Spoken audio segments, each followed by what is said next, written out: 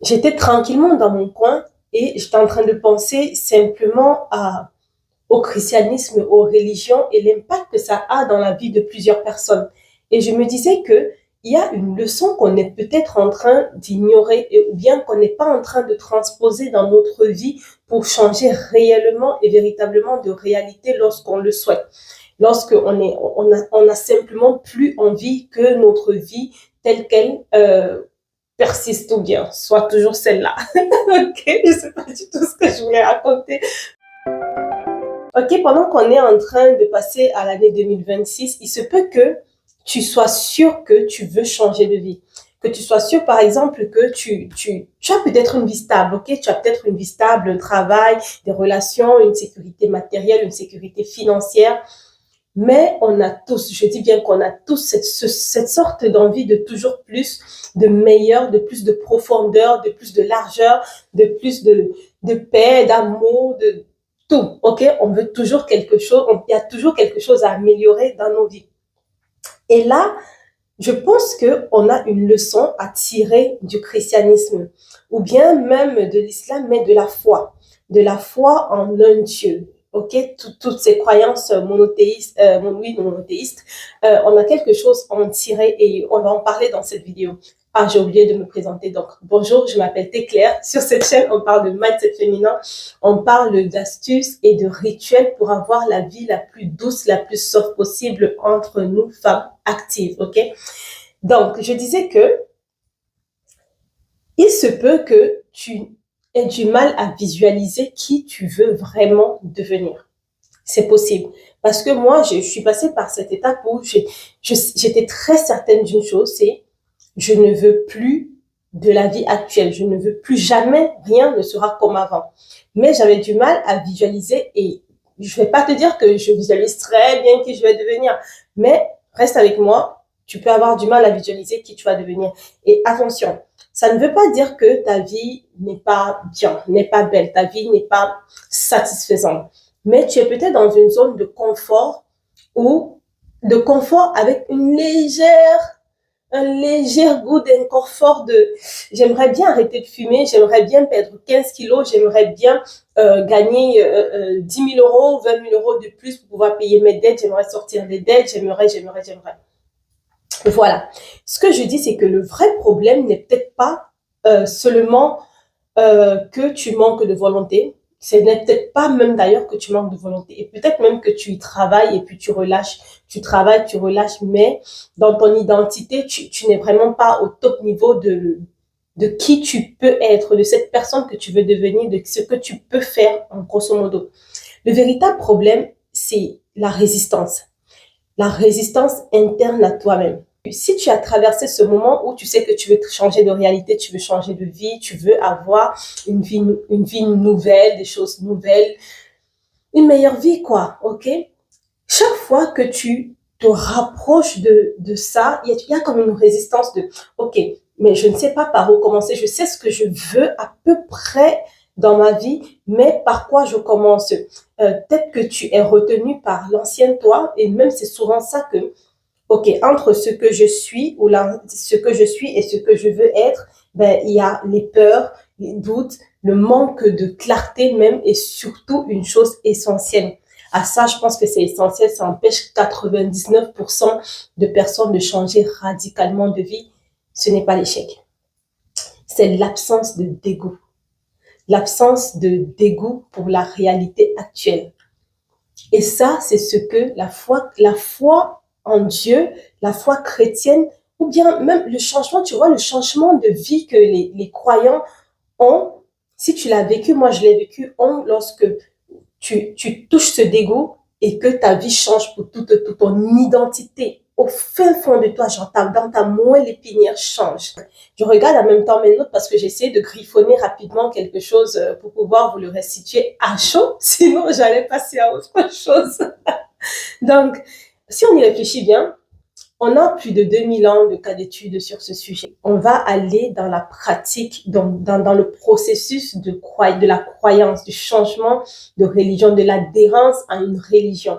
Si tu n'es pas religieux, ça peut t'aider parce que on va l'appliquer à actuelle. Et si tu es religieux, si tu es croyant, même comme moi, tu peux comprendre et toucher du doigt ce qui s'est passé dans ta vie à un moment donné. Ce qui se passe, c'est que c'est un processus qui n'est pas seulement spirituel, et aussi psychologique, émotionnel et vraiment même comportemental, ok?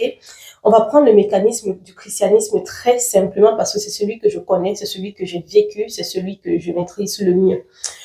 Le discours de base est le suivant. Tu es pécheur. Tu as une vie qui vraiment te mène à la destruction. Ta vie ne plaît pas à Dieu et dans l'état dans lequel tu es, si tu ne changes pas de vie, tu n'auras pas la vie éternelle. Si tu ne changes pas de vie, donc si tu n'acceptes pas, donc il y a deux trucs, si tu n'acceptes pas l'amour et le pardon de Jésus, que Jésus est mort à la croix pour tes péchés qui t'éloignent, qui te rapprochent beaucoup plus de l'enfer, tu n'iras pas au paradis. Tu n'iras pas passer l'éternité avec Dieu. Tu n'auras pas le pardon de Dieu. Tu n'auras pas non plus la paix sur cette terre. Ok, ça c'est le discours principal. Et ce qui suit, c'est que ce discours n'a de sens que si ça trouve en toi un terrain fertile, que ça trouve en toi que ta conscience est déjà quelque part troublée, que quelque part la vie que tu mènes ne te plaît pas. Donc par exemple, ça a été par exemple pour moi que ça a trouvé que ma vie, par exemple, j'aimais la musique américaine, la musique mondaine, j'aimais sortir avec les garçons. Donc ça trouve que, on va te dire, la fornication t'empêche d'avoir cette vie parfaite là avec Dieu. Et tu vois, même si tu as ces plaisirs momentanés, tu as quand même du déplaisir parce que les relations amoureuses te font quand même du mal au cœur, ok? Par exemple, si tu étais trop fêtard, trop dans la fête, trop dehors, tu te sens quand même parce que la société te rappelle quand même tout le temps que cette vie-là n'est pas une vie correcte. La société te le rappelle, excusez-moi, je vais boire un peu de thé. La société te le rappelle quand même souvent. Et donc, tu le sais quand ta conscience est souillée, par exemple, le fait que là, maintenant que tu veux changer de réalité, c'est parce que quelque part, tu n'es pas satisfait. Et ce discours-là vient trouver cette insatisfaction. Discours martelé crée un déclic chez toi, le dégoût de ta vie. Et quand le dégoût de ta vie là est suffisamment fort, tu tombes sur tes genoux. Tu tombes sur tes genoux, tu es en larmes, tu es en pleurs. Tu te sens vraiment mal. Tu te sens tellement mal au point que tu es prêt, là, tout de suite, à ce moment-là, lorsque tu te rends compte que, en fait, je suis quelqu'un de mauvais depuis ma naissance et avant même ma naissance, je suis destinée à l'enfer, je suis destinée à mourir dans les flammes et je suis prêt pour ne pas mourir dans les flammes, pour ne pas continuer cette vie et finir à un jour potentiellement dans les flammes. Je suis prêt à échanger mes mauvaises habitudes. Et même celles qui me font un peu plaisir, instantanément plaisir, je suis prête à, celles qui me procurent ce plaisir immédiat, je suis prêt à les échanger contre le pardon de Dieu, contre une nouvelle identité. Je suis prêt à changer toute cette réalité contre une vie droite, une vie plus saine, une vie en paix, parce que c'est ce que la nouvelle identité te promet. Une conscience tranquille, l'amour, la paix, le lien avec Dieu directement, le paradis et plus du tout l'enfer. Le déclic peut être instantané comme ça peut vraiment aussi prendre du temps.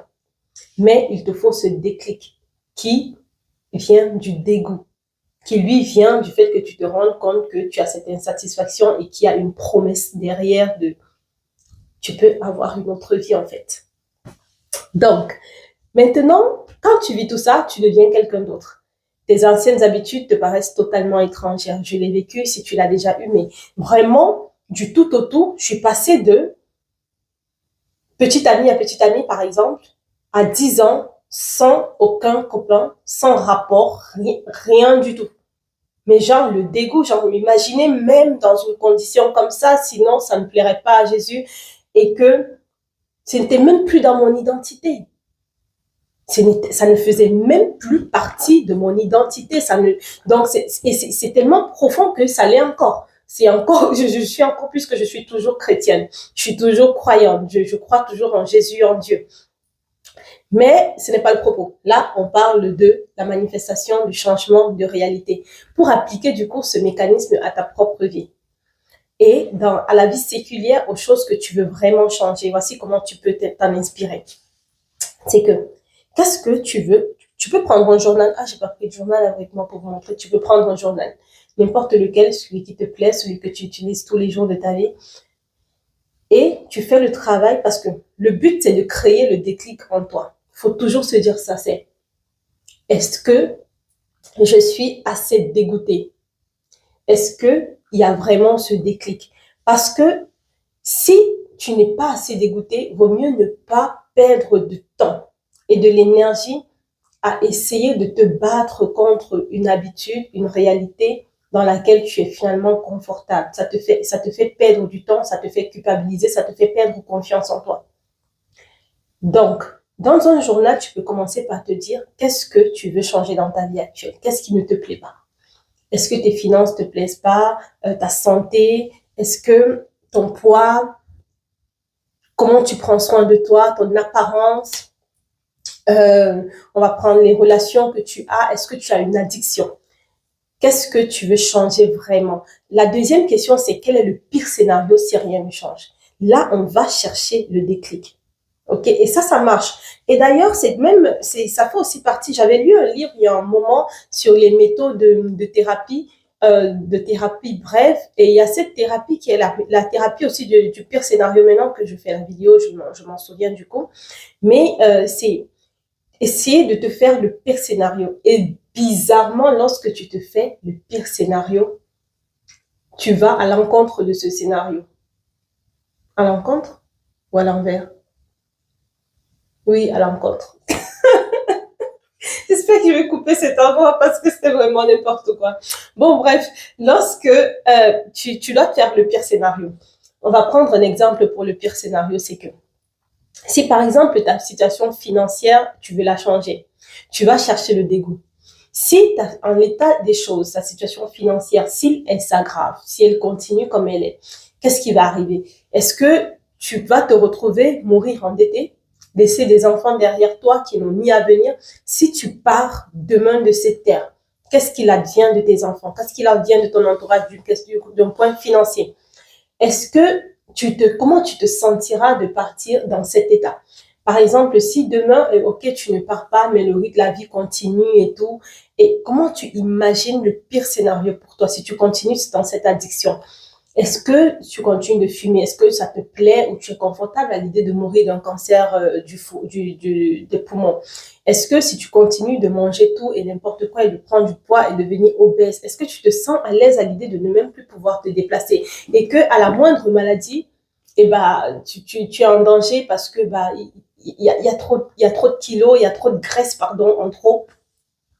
En fait, est-ce que l'image du pire scénario de ce que tu veux changer te choque réellement? Il faut aller chercher le choc. Donc, tu peux nourrir vraiment le dégoût, comme je disais, par la recherche, par les témoignages, par l'observation même des pires scénarios autour de toi, des personnes qui sont autour de toi. Et maintenant, à partir de là, prends le temps de faire du journaling, d'écrire, de comment tu veux. Qu'est-ce qui ne te plaît pas? Écris, je veux vraiment changer de vie, je veux machin truc. Si tu es croyant, tu pries. Tu demandes vraiment le déclic à Dieu. Et si tu n'es pas croyant, tu cherches le déclic dans l'écriture. Tu le cherches dans tes pensées. Tu nourris ce dégoût. Tu sais, comme quand quelqu'un t'énerve et que tu ne vois que du mal en lui. Genre, à partir de ce moment, déjà même le fait d'être là, si tu es arrivé jusqu'ici, le fait que je t'en parle, tu vas nourrir cette pensée-là quand tu seras dans ce processus. Et il faut que tu te facilites la vie après ça. Donc, dès que tu sens que oui, là, je suis en train de toucher du doigt ça me dégoûte. Ça me dégoûte vraiment d'être quelqu'un qui ne tient pas ses promesses à elle-même. Ça me dégoûte vraiment d'être toujours en difficulté financière, d'avoir toujours besoin qu'on me sorte d'un problème. Ça me dégoûte vraiment d'être toujours dans des relations amoureuses catastrophiques où c'est toujours moi la risée, je perds en crédibilité, ça me dégoûte, je perds même en confiance en moi. Là, tu aménages ton environnement. Parce que c'est ce qui se passe avec la foi chrétienne. C'est que, c'est pas, en fait, ce n'est pas parce que genre, du jour au lendemain, comme ça, dans ton identité, il y a ce changement, mais tu changes aussi ton environnement, tes vêtements, là où tu vas, les personnes que tu fréquentes. C'est tout ce changement d'environnement qui fait que il est difficile pour toi de retourner à l'ancienne identité.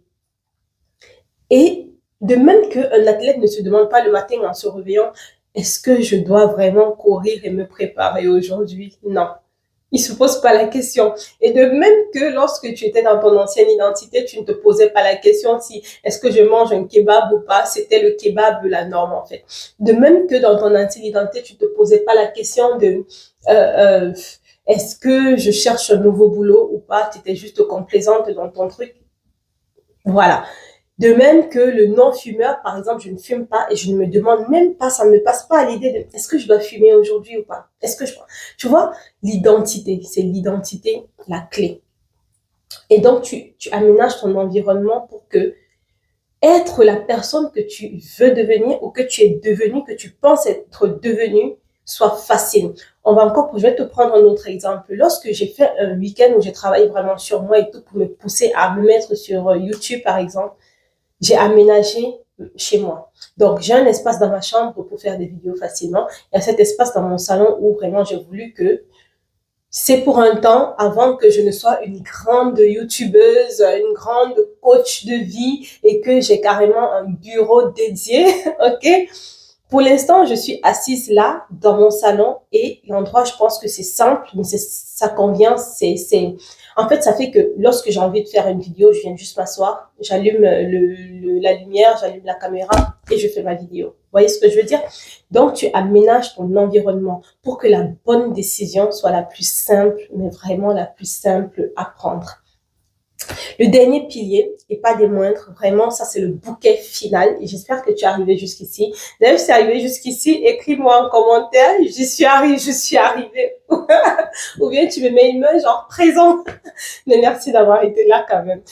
Je profite aussi pour dire avant le bouquet final de liker, de t'abonner. N'hésite pas, surtout. Le bouquet final, c'est celui-là. C'est celui qui maintient tous les croyants d'une foi monothéiste dans la foi. C'est le pardon. Ça, c'est le bouquet final. C'est le pardon, la persévérance. C'est que tu vas tomber. Ce n'est pas est-ce que machin truc et tout, non. Tu vas tomber. Tu vas parfois retourner dans ton ancienne identité. Donc, tu as décidé que tu devenais non-fumeur. Tu as décidé que tu allais être quelqu'un qui voit les choses de façon plus positive, dans l'abondance. Tu vas être quelqu'un qui, par exemple, n'est plus dans la fornication parce que tu as reçu une IST, oui, et que ça, en tant que femme, en plus, tu donnes ton corps gratuitement comme ça et pour rien, la personne n'a même pas mérité ça et que il s'avère que généralement, ils ne le méritent pas. Ok, on va pas entrer dans la guerre masculine ici, masculino-féminine. Bref, tu as décidé ça, tu vas parfois retomber. Et lorsque tu vas retourner dans l'ancienne version de toi, la foi nous enseigne une chose essentielle. C'est que tu peux demander pardon, te repentir. Ça veut dire que le dégoût là revient. Tu te dis, comment j'ai pu me remettre là-dedans? Tu ne tardes pas dedans. Il faut pas, donne-toi du temps comme ça. C'est que quand tu as demandé pardon, tu oublies. Tu dis, ok, c'est pas grave. Non, c'est grave. C'est grave. Je ne devrais pas retourner là-dedans parce que ce n'est pas mon identité, ça ne me ressemble pas. Et je te dis même que tu devrais dire le truc, ça ne me ressemble pas. Parce que tu dois tellement t'imprégner de ta nouvelle identité que lorsque tu redeviens la personne que tu étais. Par exemple, quand je fais une semaine sans faire de vidéo, je dis, mais ça ne me ressemble pas. Alors que il y a 8 mois, quand je faisais mon mini burn-out, j'ai fait 3 mois sans faire de vidéo. Et pour sortir de là, d'ailleurs, je me suis dit, mais ça me ressemble pas. Moi, je suis youtubeuse, genre, je dois mettre au moins minimum une vidéo en ligne par semaine. Et donc, tu te dis, ça ne te ressemble pas. Je suis vraiment désolée. Tu prends même un journal, tu écris. Tu écris que vraiment, je suis désolée envers moi-même parce que je ne me suis pas honorée, je n'ai pas été là pour moi, j'ai fait ceci, ça, qui est à l'encontre de mes valeurs parce que qui dit changement d'identité, dit changement de valeur. Et donc là, tu te relèves. Parce qu'il y a une parole d'ailleurs de la Bible qui dit que le juste tombe 7 fois et se relève. Chaque fois que tu retourneras, tu te relèves, tu te réinstalles dans ta nouvelle identité. OK? Parce que là, tu deviens comme, maintenant, il faut que tu adoptes l'idée que tu n'abandonnes jamais ton projet identitaire. Avant que ta nouvelle identité même soit scellée, solidement scellée en toi, tu n'abandonnes jamais. Il faut que tu regardes les choses de cette façon-ci. Par exemple, je peux sortir en soirée, on m'a invité quelque part, je sors et je bois un verre de vin. Je ne bois pas tous les jours, je bois un verre de vin. Ça ne veut pas dire que le lendemain, je vais continuer de boire. Dès que je me réveille le matin, je ne suis pas alcoolique, je ne vais pas commencer à boire. C'est cette pensée que tu dois avoir, c'est que occasionnellement, ok, c'est arrivé, tu te dis que ce n'est que occasionnel. Je n'ai jamais fumé, mais disons que si on me propose la cigarette, je vais te fumer et après ça, je ne vais pas me dire que je suis devenue fumeuse. Non. C'est comme ça que tu dois te positionner dans ta tête, dans ta pensée, dans ton identité. Bon, je voulais pas que cette vidéo soit longue, j'ai trop parlé, mais j'espère que ça t'a aidé et que ça t'a édifié. Dis-moi ce que tu en as d'ailleurs pensé parce que je n'ai pas lu ce rapprochement de théorie quelque part. Je l'ai vraiment pondu comme ça pendant que je réfléchissais. Et j'espère vraiment que cette vidéo t'a parlé. N'hésite pas à me laisser en commentaire et me dire ce que cela t'a inspiré. Merci d'avoir été là. À bientôt pour une prochaine vidéo. Au revoir.